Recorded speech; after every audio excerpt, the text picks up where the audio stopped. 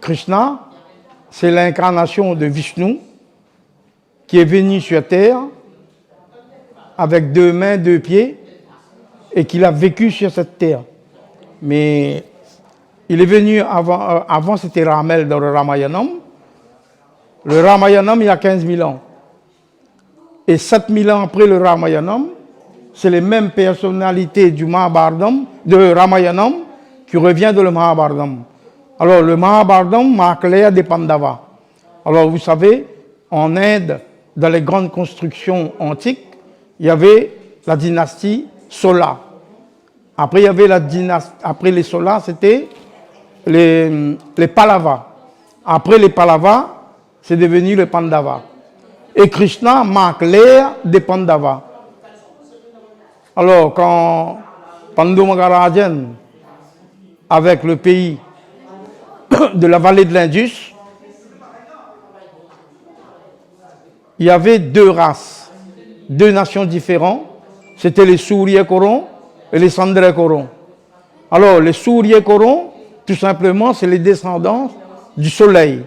Des gens chauds, prêts à frapper tout ça. C'est des gens difficiles. Et il y avait les Chandra-Korons. Chandra-Korons, tout simplement, c'est les descendants de la Lune, descendants lunaires. C'est des gens intelligents, cultivés, et qui réagissent toujours dans le bon sens. Mais, comme c'était l'ère de la destruction, dans cette ère de la destruction, il fallait la guerre à tout prix. Ça arrive. Donc, Paramasivan demande à Mahavishnu de gérer cette ère de destruction. Et c'est là où Krishna prend naissance, en même temps les Pandavas. Alors, Krishna prend naissance. Quand il prend naissance, sa mère, c'était une princesse. Et le roi, c'était son tonton, le frère de sa mère. Alors, le roi là s'appelle Kanjan Maharajan. Alors, le Kanjan Maharajan, il avait sa sœur.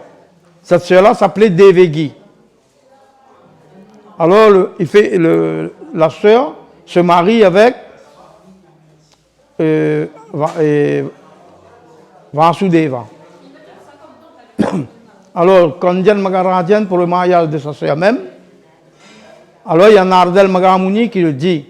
Alors, tu fais un grand mariage, Peliye Kalyanam pour ta sœur, et tu ne sais pas que c'est son enfant qui va te tuer. Alors, c'est ça.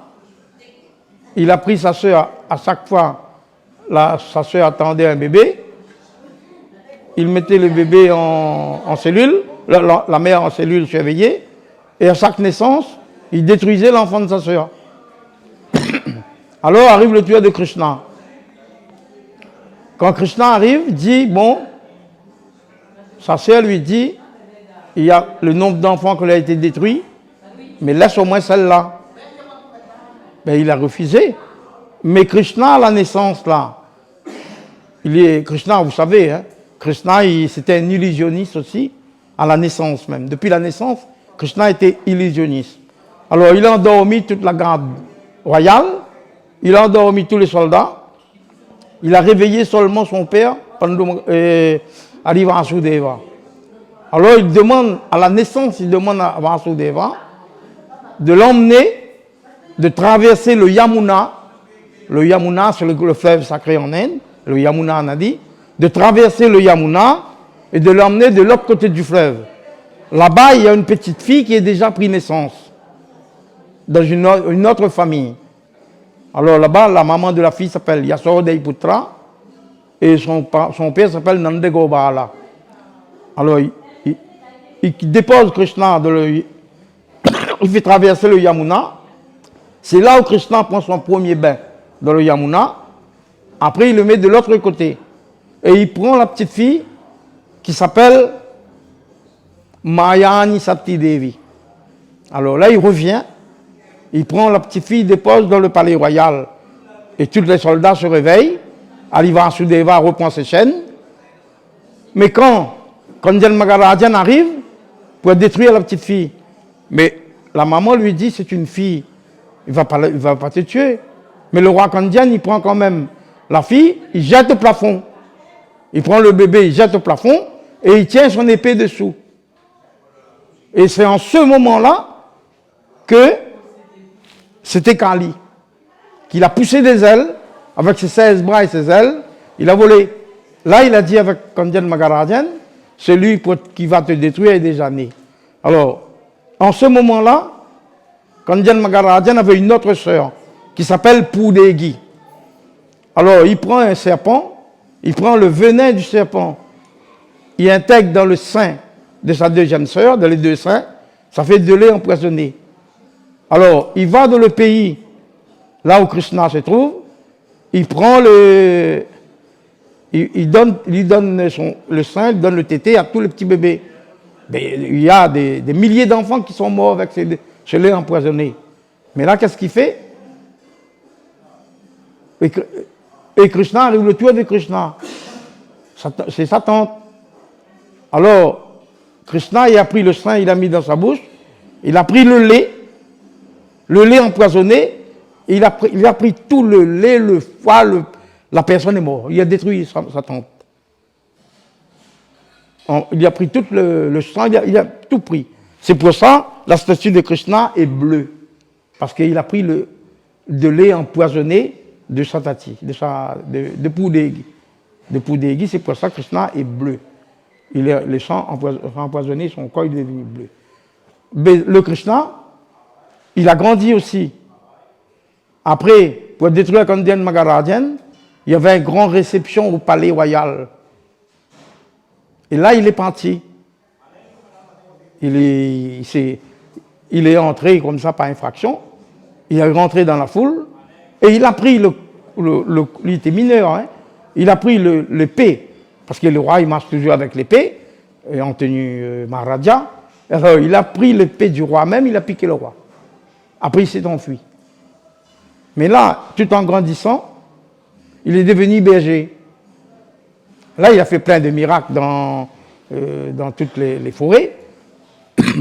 Et il s'est fait frère de sang avec, ça c'était prévu avant leur naissance, avec Arjuna qui est le fils de Pandava.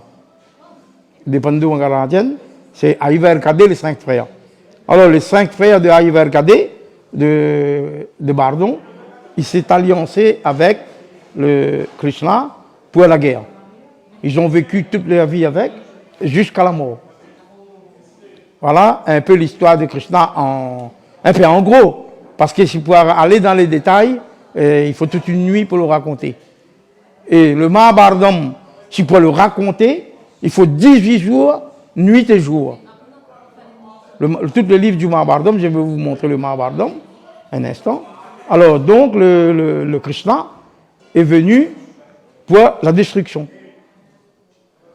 Mais ce n'est pas la première incarnation de Vishnu. Alors, la première incarnation, c'est Matyavdaron, Kurumayavdaron, Vamenavadaron, Varavadaron, Narasimha. Narasimha Vadarom, c'est une incarnation de Vishnu aussi. C'est lui qui a détruit Hiranyan Nama. Alors, mais le Krishna, ce n'était pas Hiranyan, c'est Vasudeva et Nandegobala. Ça, c'est le Dieu qui a géré l'ère des Pandavas et jusqu'à nos jours. Jusqu'à nos jours. Mais à l'heure d'aujourd'hui, au moment où je vous parle, c'est la nuit de Krishna. Dans toute l'Inde, il n'y a pas de sommeil. Il y a la fête, c'est la fête en grande ampleur, mais il n'y a pas que l'Inde. Toute la diaspora indienne dans le monde, la Malaisie, l'Indonésie, l'Asie du Sud-Est, la Thaïlande, le Cambodge, et Maurice, l'Angleterre, les États-Unis d'Amérique, la Caraïbe, les Fidji, dans toute la diaspora indienne, à Madagascar même, j'ai fait moi-même Krishna Dhyandi avec les hindous de Tananarive. Alors donc, dans le monde, là où il y a les Indiens, c'est là où ils fêtent le jour du Krishna. Il y a 2 cérémonies quand il est fêté dans toute l'Inde, c'est le Krishna Dhyandi et le Villaregal Sadulti, Aveni Sadulti et Krishna Jayanti. C'est deux cérémonies qui sont très importantes dans la vie d'un Indien. Alors, mais Krishna, même après sa mort, mais même pour les défunts, on prie Krishna. Pourquoi? Parce que à la fin des Pandavas, c'est là a été créé le Vaikundam. Le Vaikundam, c'est pour nous, notre race à nous, notre nation, parce que nous c'était pour la vie qui notre mort, la direction de notre âme, c'est correspond à la vie et qu'on a été sur terre. Comme on n'est pas des Sivaïs, on mange de la viande. Alors les brahmines, ceux qui sont végétariens sont les Sivaïs, leur paradis s'appelle le Kailash. Kailash c'est paradis, mais comme les gens de nous, notre nation à nous, on mange de la viande, on fait le commerce, il y a la tricherie, il y a beaucoup de choses en nous, ça correspond, mais on n'a pas droit, on n'a pas le droit de le même paradis que ces brahmines-là. Nous ne sommes pas des Sivaïs, c'est ça a été créé parce que Krishna même, à la fin de sa vie, il n'avait pas droit, il n'avait plus le droit à le Kailash, au royaume des dieux. Pourquoi? Parce que Théodilin, il n'a pas lâché. Théodilin a dit que Krishna a triché, il a fait la guerre trichée, il était divin, il n'avait pas le droit. Alors donc, ça a été créé le Vaikundam. Nous, notre livre d'enterrement s'appelle le Vaikundam Manei. Et tout c'est dirigé par Marianne Pelmal. Alors, même dans les livres de Mariamne Taratu, il dit que Mayan Sagodariye Astane Marimute, Mayan Sagodariye Astane Marimute, ça veut dire que Krishna, Marianne Pelmal, est la sœur de Mariamne. Alors, Kalima ou Mariamne, c'est Sakti.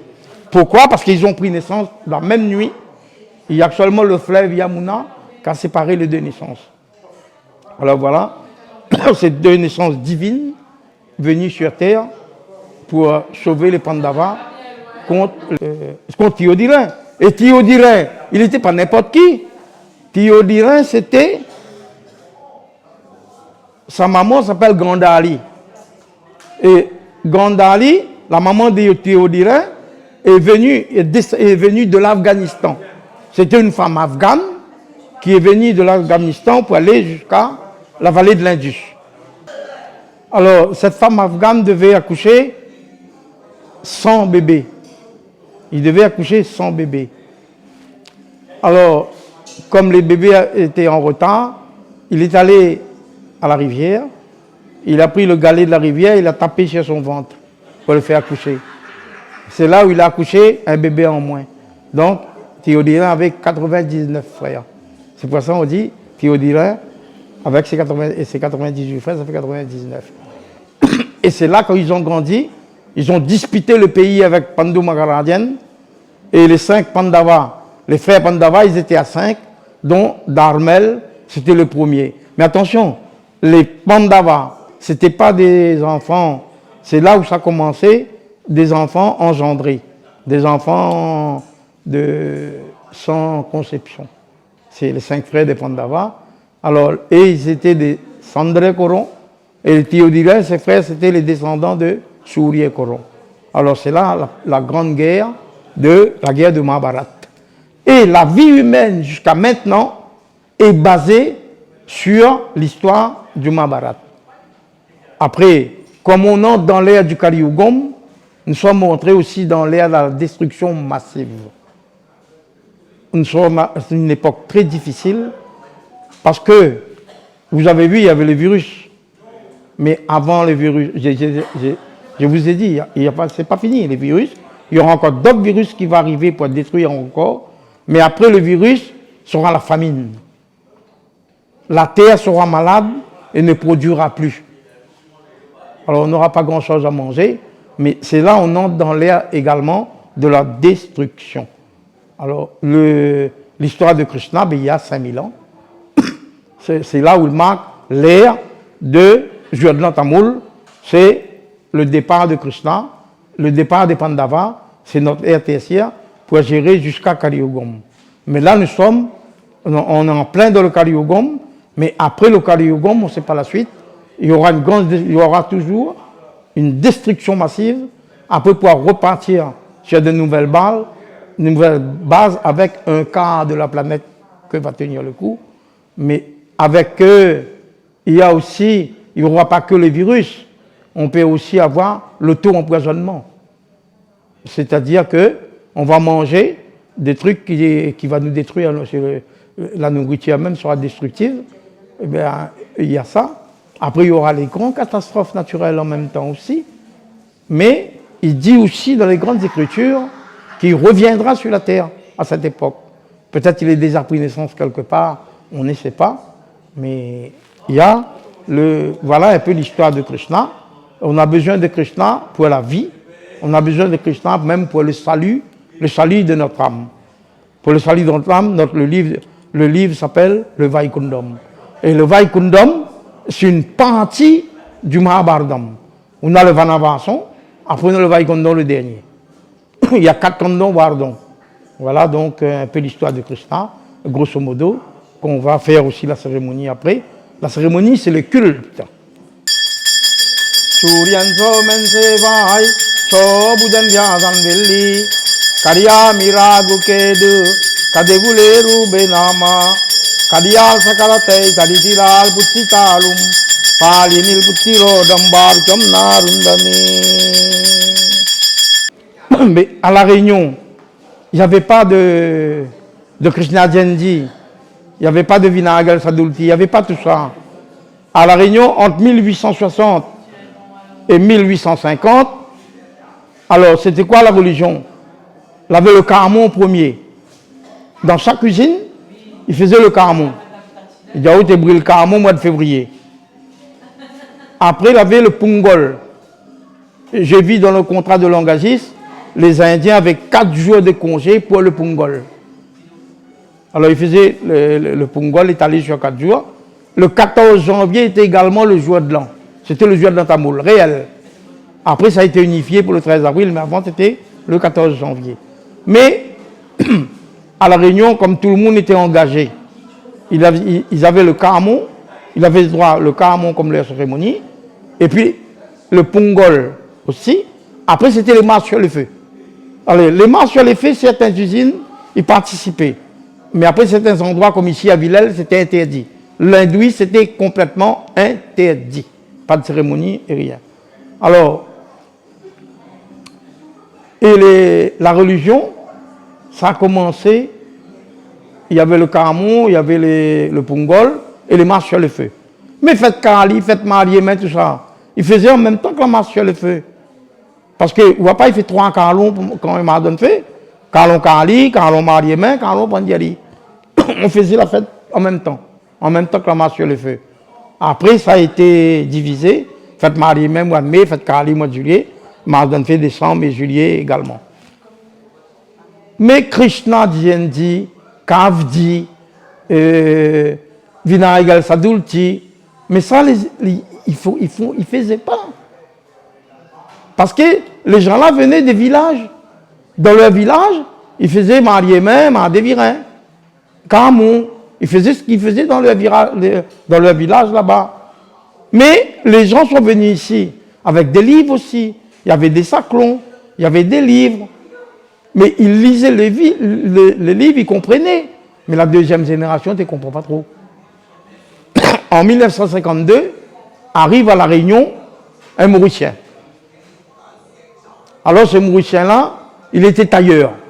Il faisait des costumes. Et comme toute Malbar, il mettait costume kaki. Et il était le tailleur de Malbar. Et ce Mauricien-là habitait à Saint-Paul dans la maison d'un noble Malbar. D'un négociant Malbar. Alors ce Mauricien-là à l'époque, s'appelle Sitanen Samblo. Ils habitaient dans la maison de Joseph Dali. Et Joseph Dali était un riche propriétaire, un entrepreneur de la Saline. Alors, il a fait la connaissance des Malbars, il taille le costume kaki. Un jour, il a rencontré M. Motagan. Il a discuté, ben, il faisait les vêtements. Il dit, avec M. Motagan, il dit, M. Samblo, il dit, tonton Canou, vous les plus intelligents que la bande. ou l'instruit, ou connaît lire, ou les cultiver.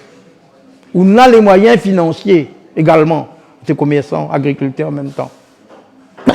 Là, tu coupes tout ça cabri là. C'est beau. Tout ça cabri coupe là. Un vinaigre sadulti, vous ne faites pas. Un Krishna Diendi, vous ne faites pas. Mais M. Montagon, quand nous demandons à lui, c'est quoi ça? Mais là, il est parti à Maurice.